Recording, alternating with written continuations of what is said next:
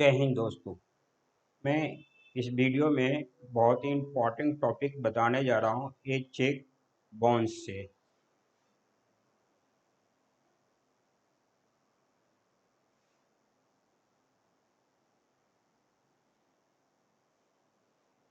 ये टॉपिक जो है चेक बाउंस, इसमें मैं जो है बताऊंगा चेक बाउंस से लेके अपील तक।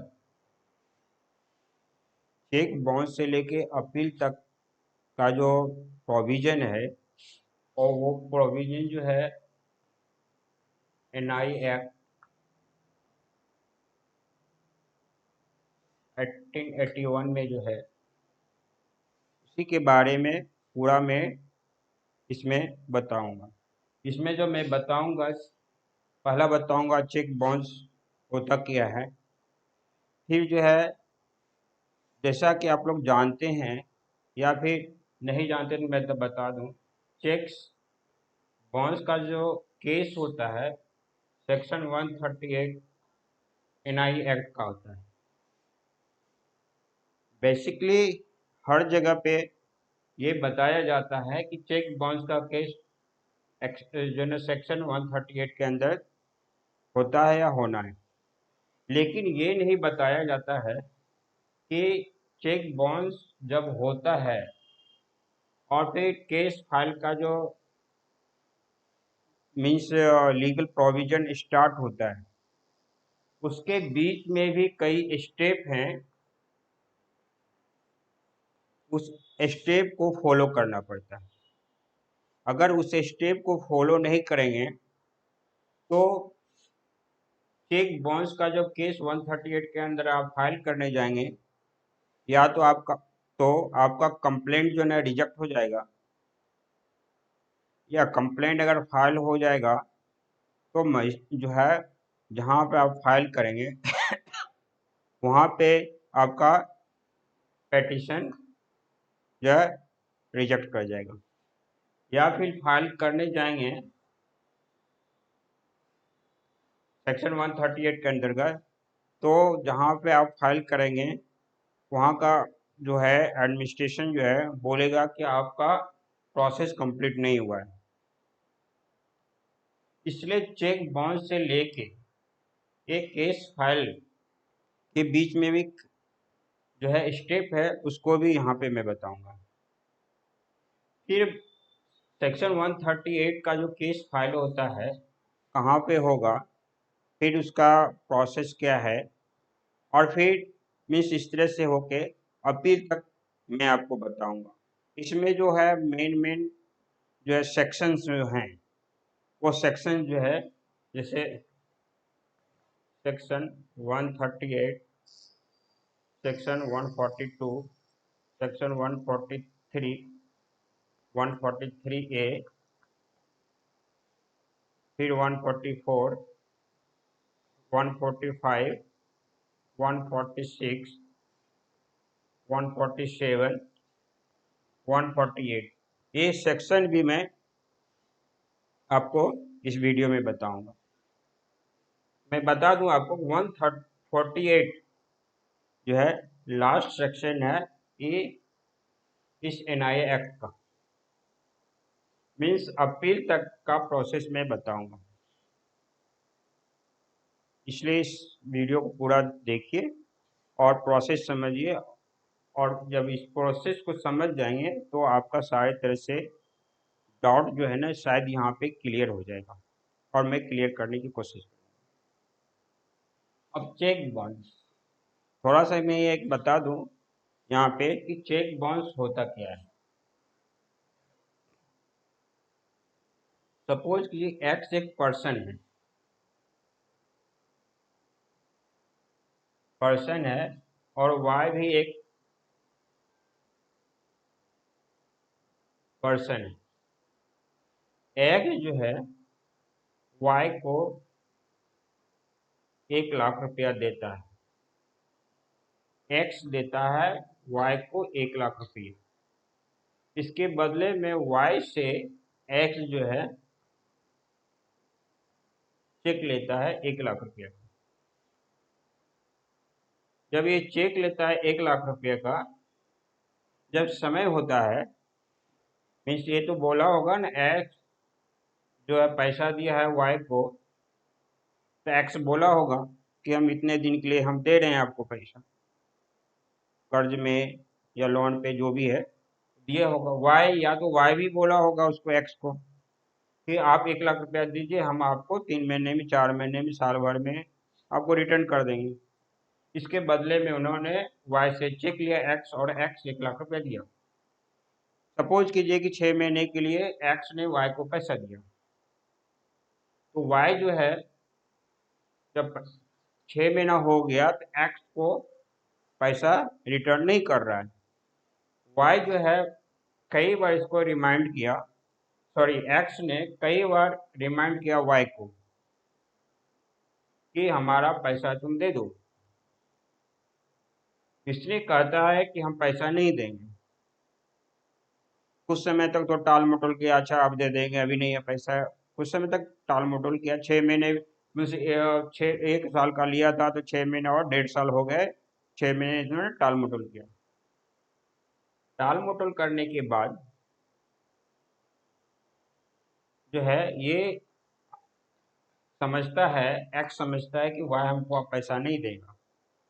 तो वाई को बोल एक्स जो है वाई को बोलता है कि तुमने 1 लाख रुपया नहीं दोगे तो हम चेक जो दिया हुआ है वो हम अपने बैंक अकाउंट में जमा करेंगे और तुम्हारे बैंक से कट जाएगा। तो ये व्यक्ति जो है, एक्स जो है, वाई का दिया हुआ चेक अपने बैंक अकाउंट में जमा करता है, और इसके अकाउंट में, वाई के अकाउंट में पैसा नहीं है, तो वो इनसफिशिएंट बैलेंस के कॉज चेक बाउंस हो जाता है। मीन्स चेक रिटर्न हो जाता है, ये भी बोला जाता है, या चेक बाउंस हो जाता है, मीन्स वो चेक क्लियर नहीं होता है एक्स के अकाउंट में। तो इसी को चेक बाउंस करते हैं। चेक बाउंस करने का बहुत रीजन है, या सिग्नेचर भी डिफरेंस हो सकता है, लेकिन चेक जो है आप जो जमा कर रहे हैं, मैं आपको बता दूं, एक्स जो चेक जमा करेगा वो वैलिड चेक होना चाहिए, इनवैलिड चेक नहीं होना चाहिए।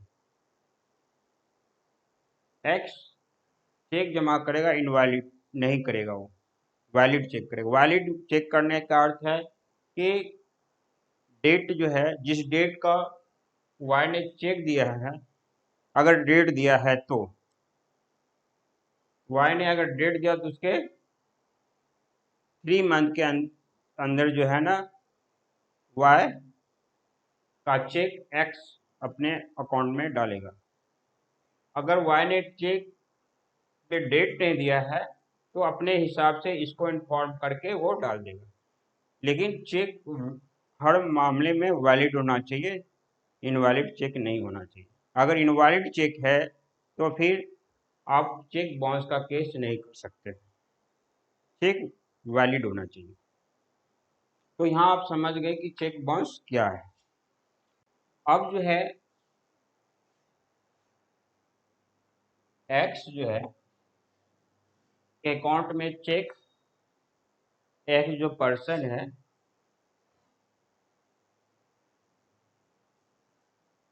एक्स के अकाउंट में चेक बाउंस करता है। तो अब लीगल प्रोविजन क्या कहता है कि 30 डेज के अंदर,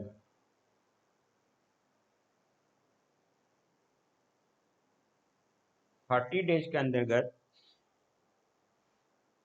एक्स जो है नोटिस भेजेगा। 30 डेज के अंतर्गत कब से? तो डेट ऑफ डिसऑनर से, डेट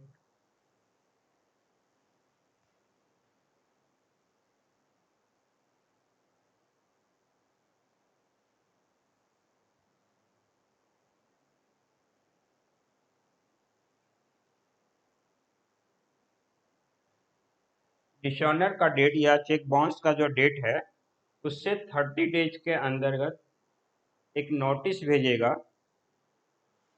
एक्स जो है वाई को। वाई जब नोटिस मिलता, अगर वाई 15 दिन के अंदर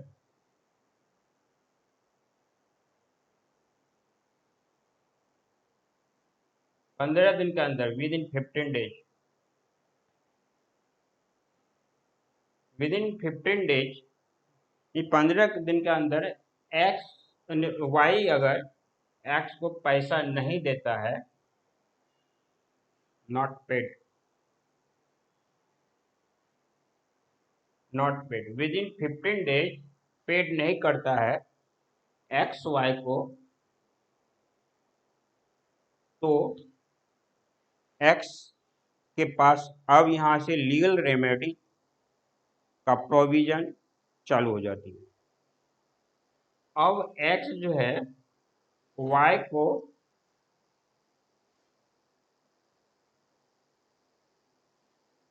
लीगल रूप से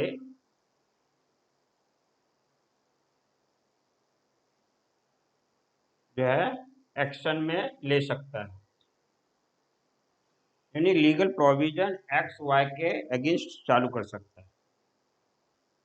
अब जो है ना एक्स क्या करेगा, 30 डेज के अंदर,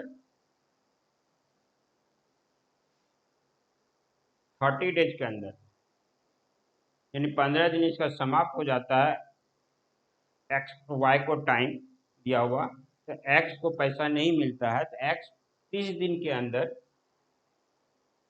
केस फाइल करेगा, केस फाइल करेगा। इसके अंतर्गत section 138, section 138 of NI act 1881, X 30 दिन के अंदर, जब ये 15 दिन का टाइम जो नोटिस में दिया था एक्स को, सॉरी एक्स ने वाई को, तो वाई जो है नहीं दिया पैसा, तो 30 दिन के अंदर, जिस दिन 15 दिन इसका समाप्त हो जाता है, तो 30 दिन के अंदर जो है केस फाइल करेगा एक्स, एक्स जो है ना केस फाइल करेगा किसके अगेंस्ट,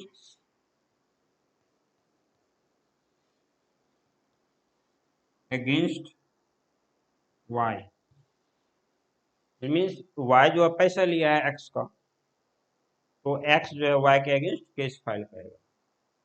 सेक्शन 138 एनआई एक्ट 1881 के अंदर।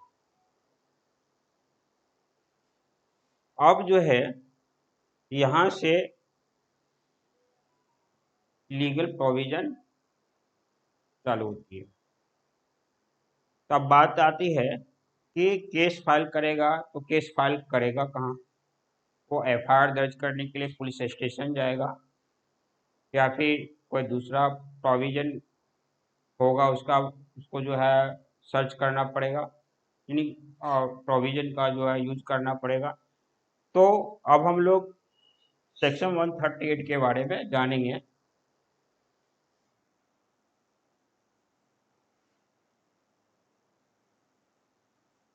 सेक्शन 138 कहता है कि एक्ट जो है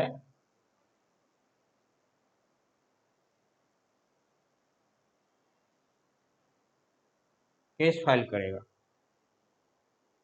तो ये क्या किस तरह का केस फाइल होगा, पुलिस स्टेशन में का प्रोविजन देता है सेक्शन 138, पुलिस स्टेशन में फाइल कीजिए या फिर कहीं दूसरे जगह फाइल कीजिए।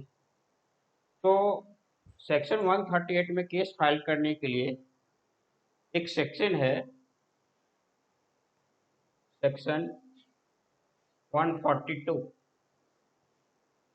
ये बात करता है जुरिडिक्शन का।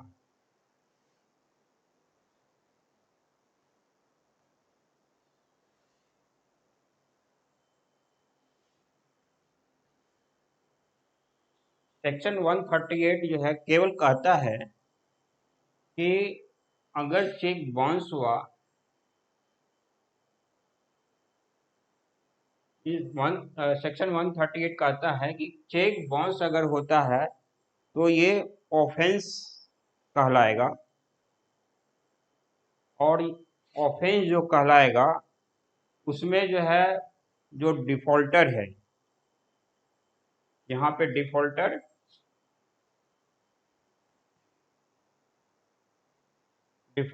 जो है कौन है, वाई। चेक बाउंस करेगा तो एक जो डिफॉल्टर है वाई, वाई को वाई समझा जाएगा कि इसने ऑफेंस किया है। अब वाई जब ऑफेंस किया है तो ऑफेंस पनिशेबल होगा।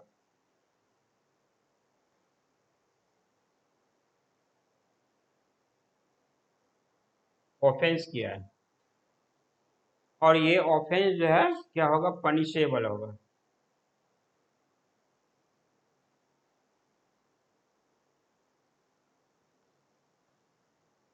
पनिशेबल होगा। पनिशेबल क्या चीज से होगा,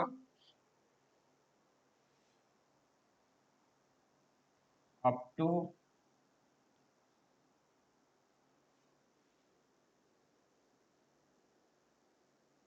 2 year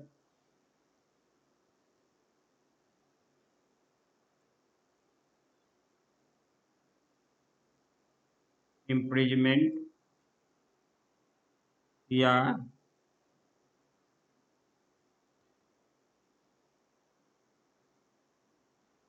2 times of cheque value, 2 times of cheque value, fine और बोथ। यहाँ समझ गए आप कि 138 जो है कहता है कि वाई डिफॉल्टर होगा और वाई ऑफेंस किया है वो पनिशेबल होगा ऑफेंस, और ऑफेंस पनिशेबल होगा किससे, तो अप टू 2 ईयर्स इम्प्रिजमेंट, 2 साल तक का जेल हो सकता है उसको, या फिर 2 टाइम्स चेक वैल्यू का फाइन होगा, जो है मीन्स 1 लाख का चेक है यहाँ पे तो 2 लाख रुपया उसको फाइन देना पड़ेगा, या फिर उसको जेल भी हो सकता है और फाइन भी हो सकता है। ये 138 कहता है। अब हम लोग डिस्कस कर रहे थे सेक्शन 142, यानी कि एक केस फाइल जो कहता है कि टेक केस फाइल होगा, ऑफेंस किया तो ऑफेंस किया तो केस फाइल हो, केस फाइल होगा तो होगा कहाँ, तो सेक्शन 142 जो है ये एनआई एक्ट का जुरिडिक्शन की बात करता है,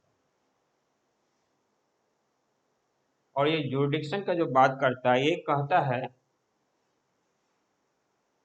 कि पहले तो बैंक अकाउंट एक्स का कहाँ है, यानी एक्स का बैंक अकाउंट जिस ब्रांच में है, दूसरा वो ब्रांच किस मजिस्ट्रेट के, वो भी फर्स्ट क्लास मजिस्ट्रेट,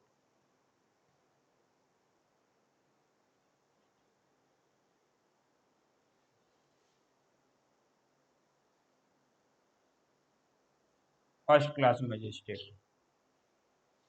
या फिर मेट्रोपॉलिटन,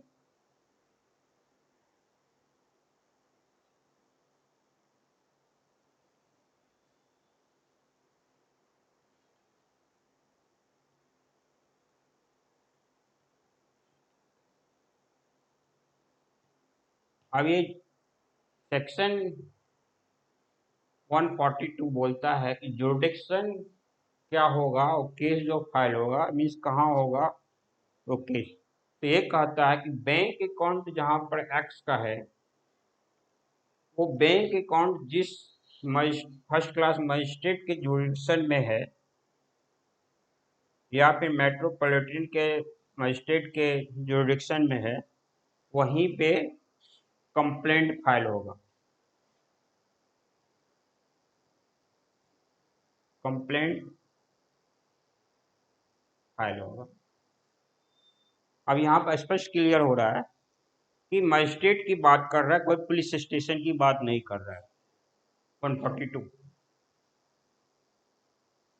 142 मजिस्ट्रेट की बात कर रहा है, फर्स्ट क्लास मजिस्ट्रेट या मेट्रोपॉलिटन मजिस्ट्रेट पुलिस स्टेशन की बात नहीं कर रहा है। कहने का अर्थ है ये कंप्लेंट केस है, होगा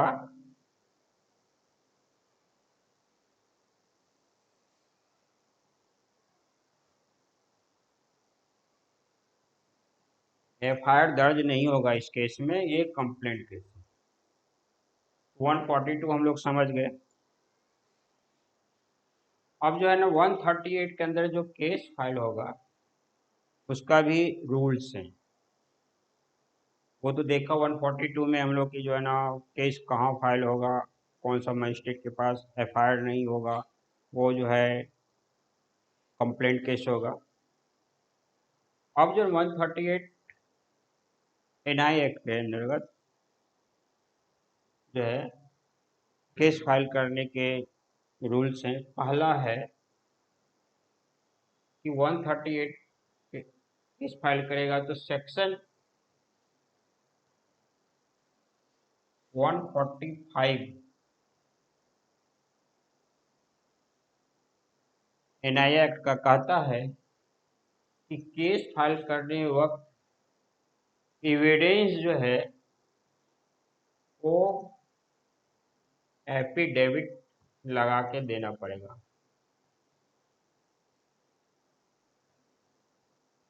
एफिडेविट लगा के देना पड़ेगा मीन्स 138 में जब केस फाइल करने जाएगा तो उसको एफिडेविट लगाना पड़ेगा।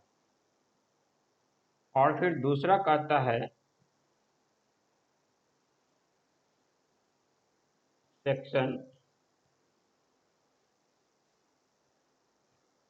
146 एनआई एक्ट का कि जब केस फाइल करने जाएगा तो उसको बैंक का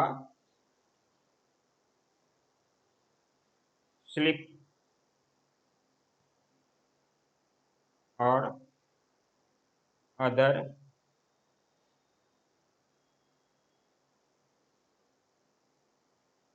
डॉक्यूमेंट देना पड़ेगा। यानी ये दो चीज देंगे तभी 138 में केस फाइल होगा।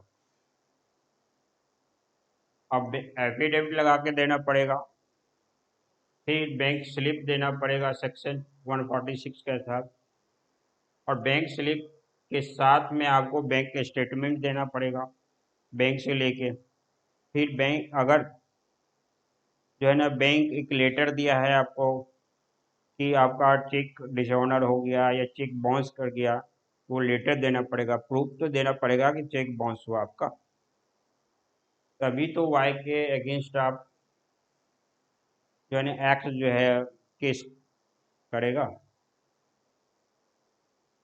झूठा केस भी हो सकता है। तो यहीं पे टर्म एंड कंडीशन समझ लीजिए कि 145 और 146 टर्म एंड कंडीशन फिक्स करता है कि जो 138 के अंदर का केस फाइल करने का। अब जो है 138 के अंदर जब केस फाइल हो जाता है, और पनिशमेंट का भी हम लोग देखा कि क्या क्या पनिशमेंट है।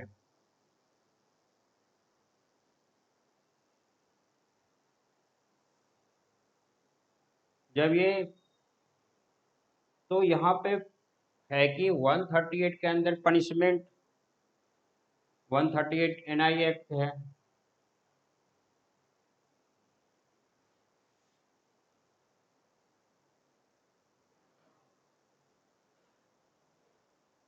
एनआई एक्ट है 138 के अंदर भी जो है पनिशमेंट या फाइन मिलेगा, या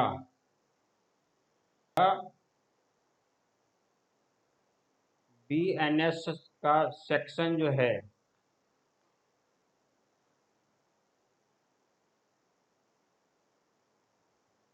395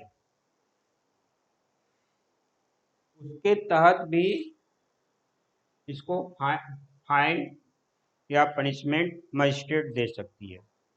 फर्स्ट क्लास मजिस्ट्रेट जो है वो बीएनएस के सेक्शन 130 सॉरी बीएनएस के सेक्शन 395 के तहत भी दे सकती है,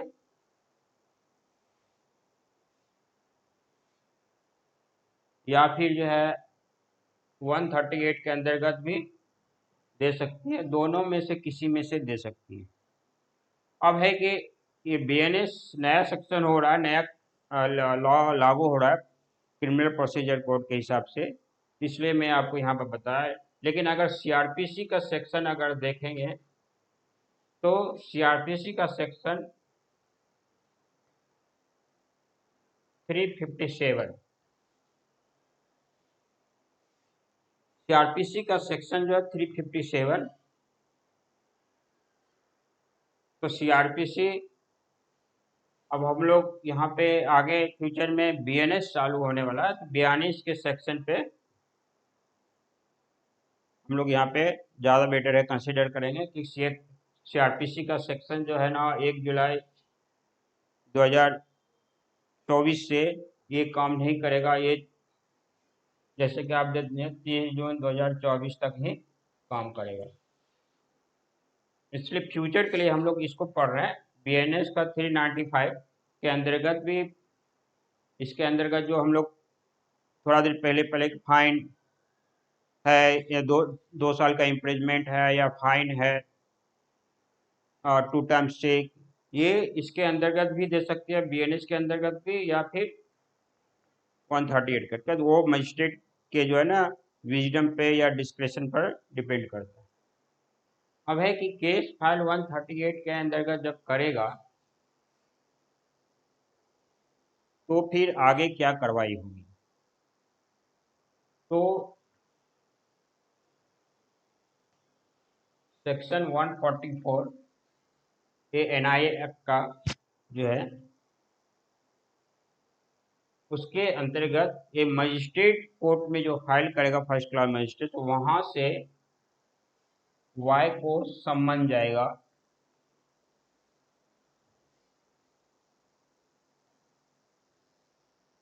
सम्मन जाएगा वाई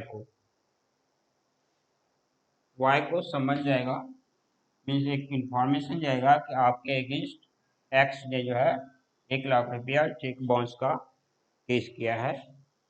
सम्मन का वे जो है जाने का सर्विस को कुरियर से, रजिस्टर्ड कुरियर से भी जा सकता है या पोस्ट ऑफिस के स्पीड पोस्ट से भी उसके यहाँ जा सकता है। जब ये सम्मन जाएगा तो फिर ट्रायल चलेगी। वो मजिस्ट्रेट के डिपेंड करता है कि नॉर्मल ट्रायल करे या फिर सेक्शन 143 के अंतर्गत वो समरी ट्रायल भी कर सकती है। वन जो है 143 के अंतर्गत मजिस्ट्रेट जो है समरी ट्रायल भी कर सकती है। अगर समरी ट्रायल होगा तो बीएनएस का जो सेक्शन है 283 से लेके 288 तक, यानी अगर समरी ट्रायल करेगा मजिस्ट्रेट तो बीएनएस का सेक्शन 283 से लेकर 288 तक का सेक्शन का जो बीएनएस है उसको जो है ना वो प्रोविजन को लेगा। या सीआरपीसी का कहिए तो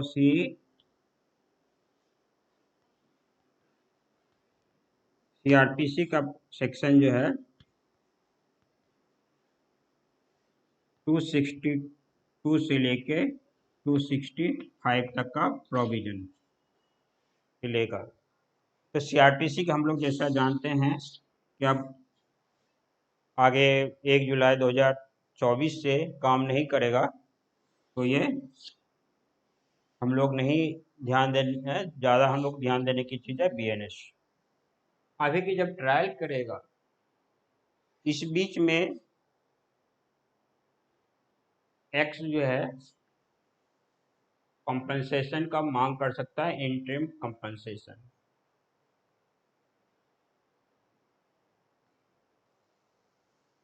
ये इंटरिम कंपनसेशन का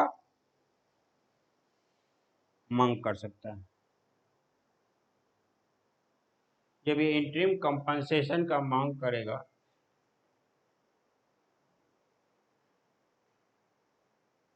तो मजिस्ट्रेट जो है विजडम के हिसाब से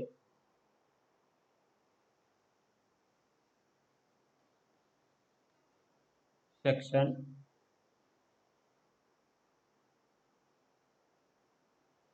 143A, ये एनआई एक्ट का है, सेक्शन 143A के अंतर्गत कंपनसेशन का ऑर्डर करेगा ये। Order of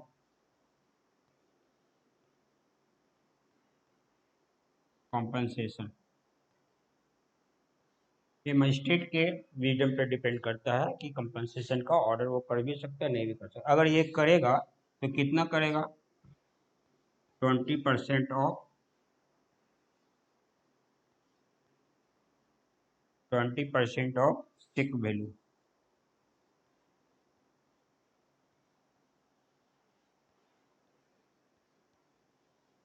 twenty percent of cheque value का जो है ये ऑर्डर कर सकता है। तो यहाँ पे है ऑर्डर तो करेगा कोर्ट, लेकिन वाई को टर्म एंड ही तो देगा। कब तक देना है ऐसा थोड़ी वाई के मन पे डिपेंड करता है कि वाई एक्स को जो है वो पैसा 2 साल के बाद दे, कहे कि नहीं हम 2 साल के बाद देंगे, ऐसा नहीं। जब कंपनसेशन का ऑर्डर सेक्शन 143 के अंतर्गत करेगा, ए के अंतर्गत, तो कंपनसेशन जो है 60 डेज के अंदर फ्रॉम ऑर्डर देना पड़ेगा। 60 डेज के अंदर जो है 60 डेज के अंदर ऑर्डर का जो होगा उसके अंदर वाई जो है एक्स को 20% ऑफ चेक वैल्यू देगा। अगर किसी काउज 60 डेज के अंदर नहीं दिया या एक्स को पैसा नहीं हुआ तो एक्स कोर्ट को रिक्वेस्ट कर सकता है कि हमको और टाइम दीजिए, तो एक्सटेंशन उसको मैक्सिमम जो है 30 डेज का मिलेगा। 30 डेज एक्सटेंशन, 30 डेज का एक्सटेंशन उसको मैक्सिमम मिलेगा। मीन्स 60 डेज प्लस 30 में 90 डेज के अंदर एनी हाउ एक्स को वाई पैसा देगा। मीन्स एक्स को वाई पैसा देगा 20% ऑफ चेक वैल्यू, जो कंपनसेशन इसके अंदर जो है कोर्ट ऑर्डर करेगी। अब है कि कोर्ट को पावर है, अगर ये नहीं देता है, ये रेडी नहीं होता है, एक तो ये अपील में जा सकता है एक्ट वाई जो है। अगर वाई अपील में नहीं गया और वाई जो है एक्स को पैसा नहीं दिया तो फिर मजिस्ट्रेट क्या करेगा? ये एक्स क्या करेगा? तो 143A के अंतर्गत जो कंपनसेशन ऑर्डर देगा कोर्ट, अगर कंपनसेशन का अमाउंट जो है ना एक्स को नहीं मिलता है तो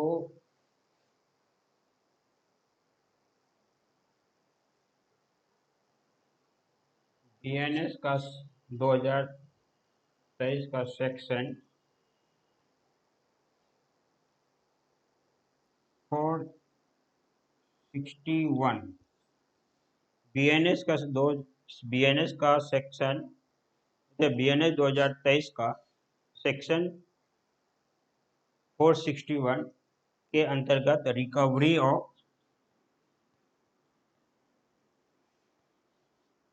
रिकवरी ऑफ कंपनसेशन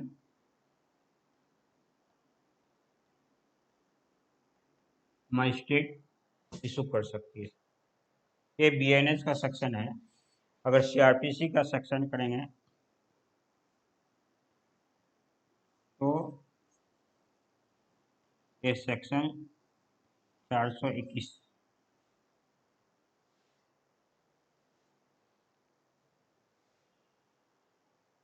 सीआरपीसी का सेक्शन करेंगे 421, बीएनएस का सेक्शन इसके अंतर्गत जो है ना ये सेक्शन 143 एक के अंतर्गत जो मजिस्ट्रेट कंपनसेशन का ऑर्डर करेगा उसका रिकवरी का ये जो है ना वारंट इशू कर सकता है मजिस्ट्रेट। अब ये है कि हाँ, ये सीआरपीसी को हम लोग के लिए समझने के लिए दिया, लेकिन अब जो है ना कुछ समय के बाद जैसा कि ऑलरेडी मैंने बताया ये 1 जुलाई 2024 से काम नहीं करेगा, तो बीएनएस का सेक्शन 461 आपके लिए मोर इम्पोर्टेंट होने वाला है रिकवरी ऑफ कंपनसेशन के लिए। अब इस सेक्शन इसके अंतर्गत जो है केस फाइल होगा तो ट्रायल होगी जो कंपनसेशन मिलेगा वो तो मैं बताया ही, जो फाइन होगा वो सब प्रोसेस हो जाएगा। अब है कि क्या ये ऑफेंस जो चेक बाउंस का ऑफेंस जो है कंपाउंडेबल है या नहीं। अगर एक्स और वाई, जैसा कि आपको ऑलरेडी मैं बताया है, एक्स जो लीगल एक्शन लिया और केस फाइल किया 130 के अंदर, तो वाई अब चाह सकता कि चलो भाई तुम हमसे कम ये कर लो, समझौता कर लो, ये करो, हम तुमको पैसा दे देंगे या दे देते हैं, तुम केस वापस ले लो।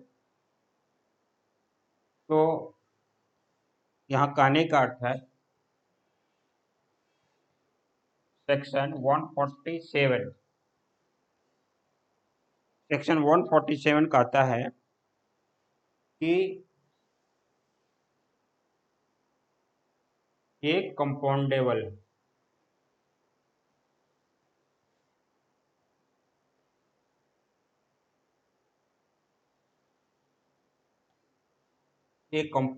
ऑफेंस है, एक्स और वाई मिलके कंपाउंडिंग कर सकता है मजिस्ट्रेट को अपना जो है जहाँ जिस फर्स्ट क्लास मजिस्ट्रेट के पास इसका कंप्लेंट केस फाइल हुआ वहाँ अप्रोच करेगा दोनों मिलके और वहाँ पे एप्लीकेशन देगा तो इसका कंपाउंडिंग हो जाएगा।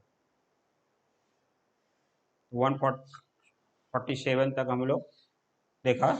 अब जो केस जो फाइल हुआ है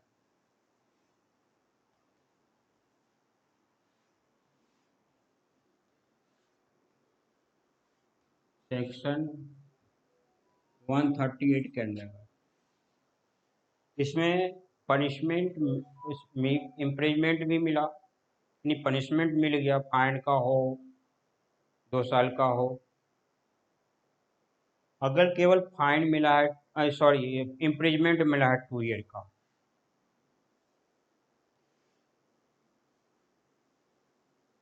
2 ईयर का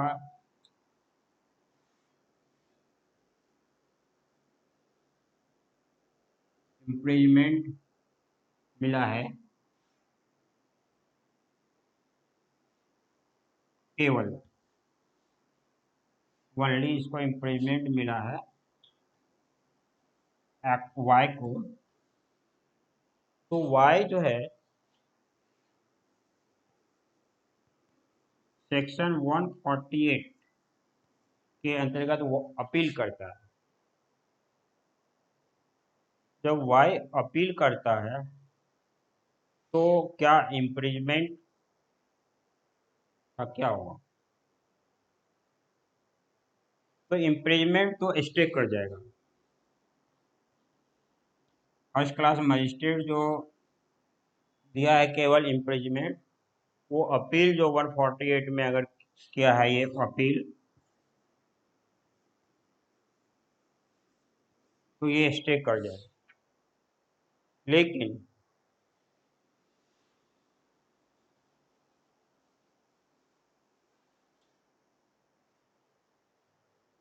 अगर 138 के अंतर्गत उसको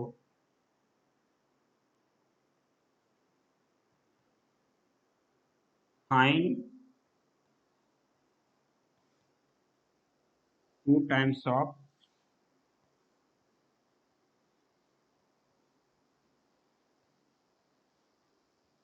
चेक वैल्यू है,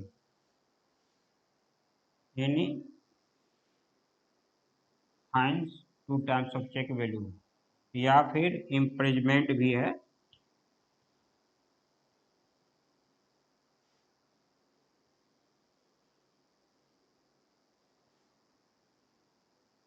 एंड इम्प्रेजमेंट भी है, या तो हम लोग देखा वहां पे एंड इम्प्रेजमेंट भी दोनों है, या फिर कोई एक है। अगर केवल यही है तो सेक्शन अपील जो करेगा वहां पे प्रोविजन है कि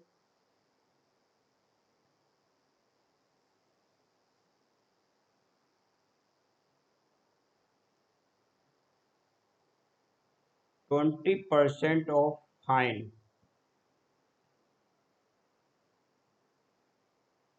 और अवार्ड, मीन्स 148 के अंतर्गत अपील जो करेगा तो 20% जो है फाइन जो है cheque value double amount of cheque value का जो फाइन है, मीन्स 1 लाख का है तो 2 लाख का फाइन लगा, तो उसको उसका 2 लाख का 20% उसको कोर्ट में जमा करना पड़ेगा। फिर जो है तब जाके वहाँ पे उसकी प्रोसीडिंग चालू होगी। अगर एक्विटल हो जाएगा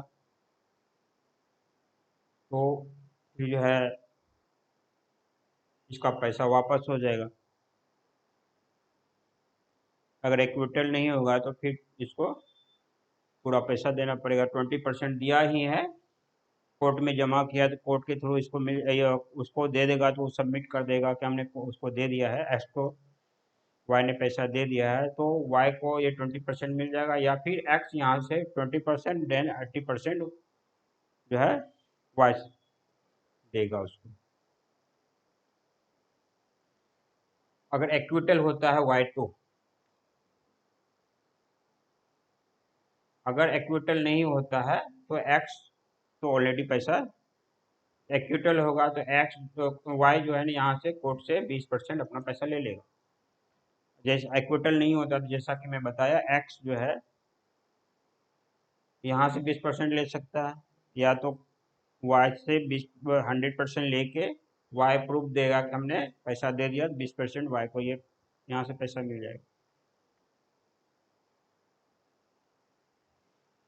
तो यहाँ पे पूरा कंप्लीट हो गया।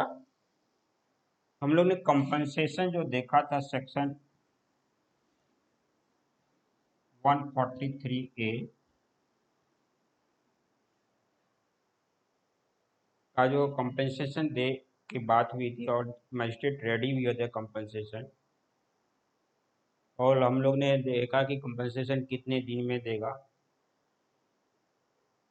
और लेट अगर करता है कंपनसेशन, कोर्ट रिकवरी ऑर्डर नहीं डालती है, में का वारंट इशू नहीं करता है, लेकिन कोर्ट के अप्रूवल से वाई जो है ना लेट करता है, तो उसको बैंक के रेट से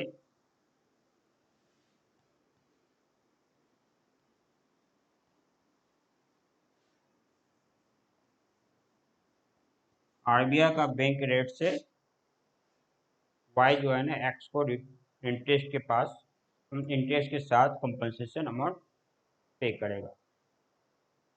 तो 60 डेज सपोज कीजिए या 90 डेज जो है ना वो उसका ख़त्म हो जाता है, तो वो इंटरेस्ट रेट के साथ उसको पे करेगा। अब ये है कि ये कंपनसेशन वाई जो है एक्स को दे दिया, लेकिन वाई जो है ना इक्विटल हो गया, वाई वाई जो है इक्विटल हो गया, मीन्स वाई जो है अपराधी घोषित नहीं हुआ। आरोपी तो था लेकिन अपराधी घोषित नहीं हुआ, यानी डिफॉल्टर शुरू में लगा था डिफॉल्टर है, लेकिन बाद में लगा कि नहीं वाई जो है का गड़बड़ी, एक्स का गड़बड़ी है, ए डिफॉल्टर नहीं है वाई, और वाई एक्विटल हो गया। तो फिर ये कंपनसेशन का क्या, कंपनसेशन जो 143A में